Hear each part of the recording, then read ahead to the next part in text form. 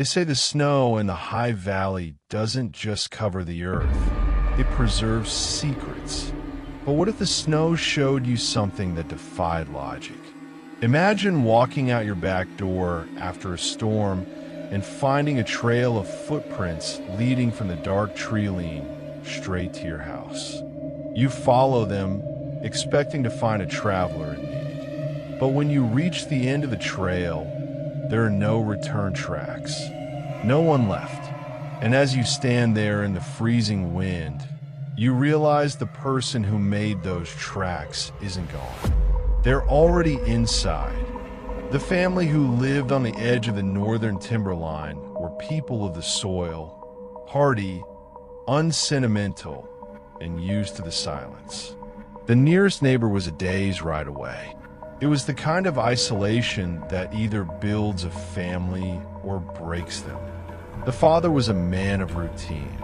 Every morning at 5 a.m., he would check the perimeter. But one Tuesday, the routine shattered. The storm had passed, leaving a canvas of pristine, untouched white. And there, cutting across the yard like a scar, were the tracks. Large, heavy imprints of a boot that didn't match any pair in the house. He followed them to the barn. He searched the haylofts, the stalls, and the tool sheds. Nothing, but the barn door, which he had locked the night before, was hanging open by a single inch. That night, the house changed. The walls seemed thinner. The father told the mother and the children it was just the wood settling in the cold. But the dog, a loyal, gray-muzzled hound, knew better. He spent the night huddled under the kitchen table, a low, continuous growl vibrating in his chest. Around midnight, the first sound started. A rhythmic, heavy thumping from the crawl space above the ceiling. Thump, drag, thump. It moved from the kitchen across the hallway and stopped directly over the parents' bed. The father took his lantern and a heavy iron poker, climbing into the attic. He found the dust undisturbed, save for one thing. A single, fresh indentation in the insulation, the size and shape of a reclining human body. It was still warm to the touch. Days passed in a blur of paranoia. The family stopped leaving the house after sundown. They found small things moved. A chair turned toward a dark corner, a kitchen knife missing from the block, only to reappear in the bathroom sink. Then came the morning of a newspaper. The father entered the kitchen to find a crisp, folded newspaper sitting on the table. The date on the masthead was for the following Monday, 3 days into the future. The lead headline detailed a tragic event at the Valley farmstead. As he read the description of his own home, he heard the floorboards creak behind him. Not in the attic, not on the walls. Right there in the room, standing in the shadow of the pantry. When the supply runner finally made his monthly trip to the valley, he found the hearth cold. The fire had burned down to white ash days ago. The table was set for a meal that was never eaten, porridge frozen solid in bowls. He called out, but only the wind answered through a broken window. When the authorities arrived, they found no signs of a struggle. No blood, no broken doors.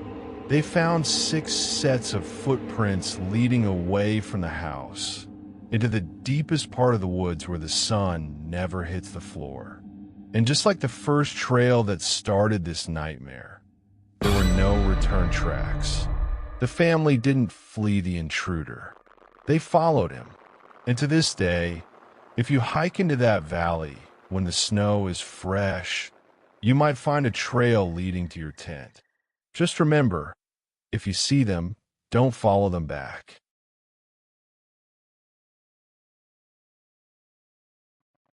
They say that silence is golden, but in the world of the unexplained, silence is a warning. It is the sound of a predator holding its breath. We all know the feeling of walking into a room and sensing that the air is just a bit too heavy, as if someone was standing exactly where you are only seconds before. For one family in a quiet, coastal town, that feeling wasn't a trick of the mind. It was a 3-week countdown. This is the true account of a guest who didn't wait to be invited, and a family that forgot the most important rule of survival. Never ignore the shadows in your own home. The neighborhood was a place of white picket fences and unlocked doors. The family, a mother, a father, and 3 children, were the heartbeat of the street. But the heartbeat was skipping. It started with the smallest things. A set of house keys missing from the foyer, only to reappear 2 days later inside a cereal box. A basement window that was always found unlatched, no matter how many times the father turned the lock. Then came the daughter's friend. She called him a tall man. She said he lived in the crawl space behind her headboard and that he liked to watch her sleep because he liked her peace. The parents, grounded in a reality that didn't include monsters, told her it was just the wind in the eaves. They didn't realize that the wind doesn't steal keys. The wind doesn't move furniture 3 inches to the left while you're at work. They were living in a house that was no longer theirs, sharing air with a man who had already decided how their story would end. The night of the event was muffled by a relentless, drumming rain. Inside, the family slept with the heavy, trusting sleep of the innocent. They didn't hear the attic hatch slide open. They didn't hear the soft, wet sound of bare feet on the hardwood. The guest didn't go for the valuables. He went for the kitchen. In the low light of the microwave clock, he prepared a meal. He moved with a clinical, terrifying grace, knowing exactly which floorboards to avoid. He spent 2 hours just watching them sleep, standing in the doorways, a silent silhouette against the hallway light. He wasn't in a rush. To him, the murder wasn't the goal, the possession was. By the time he reached for the heavy iron tool he'd brought from the basement, the rain had reached a crescendo, drowning out the only sounds that mattered. The house didn't scream. It just went cold. When the sun rose, the house looked identical to every other home on the block. But inside, the guest was still busy. When the police finally arrived, prompted by a concerned neighbor, they walked into a scene that defied criminal logic. Every single mirror in the house had been meticulously covered, some with black tape, others with heavy blankets, and the smaller ones with pages torn from the family's own photo albums. The guest had erased his own reflection from the house, as if he had truly become a ghost. In the dining room, a full breakfast had been laid out. The food was still warm, for chairs were pulled out, and the victims had been placed in them, dressed in their finest Sunday clothes. The guest had played family one last time before slipping out the back door and into the morning mist. The guest was never caught. No footprints led away from the house, and no one in the town remembered seeing a stranger.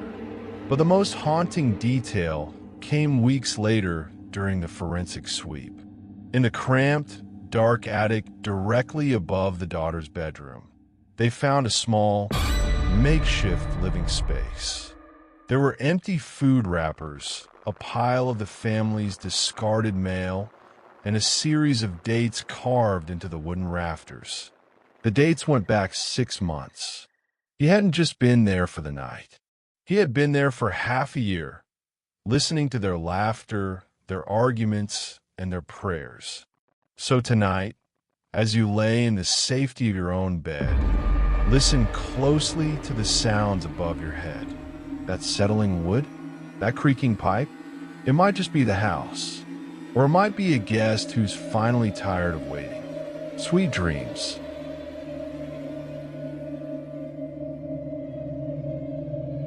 There's a reason our ancestors told us not to wander too deep into the old growth forests. It wasn't just the wolves or the weather they feared. It was the things that lived in the places where the light never reaches the floor. Things that learn to mimic us. You felt it before. That sudden, cold prickle on the back of your neck when you're hiking alone. The feeling that the trees aren't just rustling in the wind, but whispering to each other about your arrival.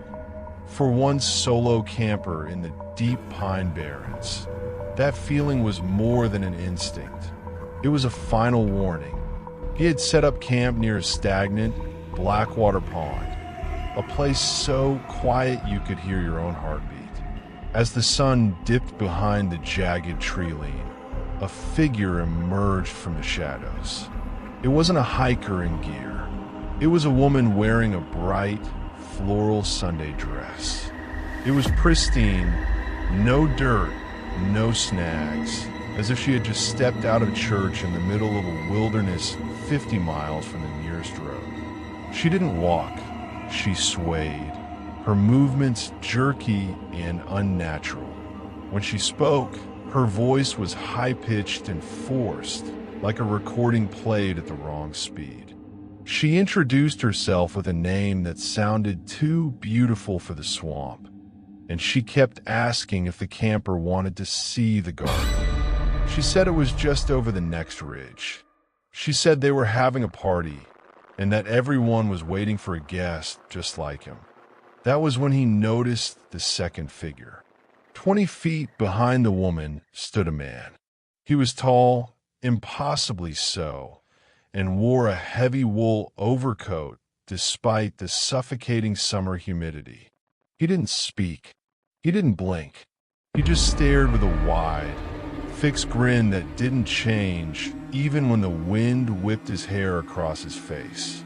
The woman in the dress kept talking, her cheerful expression becoming a mask of desperation. She began to describe the garden in disturbing detail, mentioning the red flowers that grew only in the dark and the soft earth, where everyone could lie down together. The camper realized then that her eyes were darting toward the man in the coat, filled with a raw, primal terror that contradicted her smiling mouth. She wasn't inviting him to a party. She was a lure. The camper declined, his hand slowly reaching for the bare mace in his pack. The moment the word no left his lips, the woman's face went instantly, terrifyingly blank. The forced joy vanished, leaving behind a hollow shell. She leaned in close, so close he could smell the scent of rotted lilies on her breath. She didn't scream. She whispered, "He says your heart sounds like a drum. He wants to hear it stop." She turned back to the silent man and nodded once. The man in the coat didn't run. He began to lunge forward in a strange, spider-like crouch, his limbs moving in angles that no human joints should allow. The camper didn't wait to see what happened next. He abandoned his tent, his gear, and his pride, and he ran. He reached his car at the trailhead 2 miles away, his lungs burning and his boots caked in mud. He peeled out of the lot, the gravel spraying behind him like gunfire. It wasn't until he was 10 miles down the highway that he dared to look in the rearview mirror. In the dim red glow of his taillights, he saw a floral pattern in the back seat. Not a person, just a single, torn strip of that Sunday dress, tucked into the crease of the leather. He hadn't just been chased. They had been in the car before he even arrived. Today, he refuses to go near the woods. He keeps his curtains drawn and his lights on, because sometimes when the wind blows just right through the vents of his house, he hears a high-pitched, cheerful voice asking if he's finally ready to see the garden. and he knows the guest is still waiting for him to check out.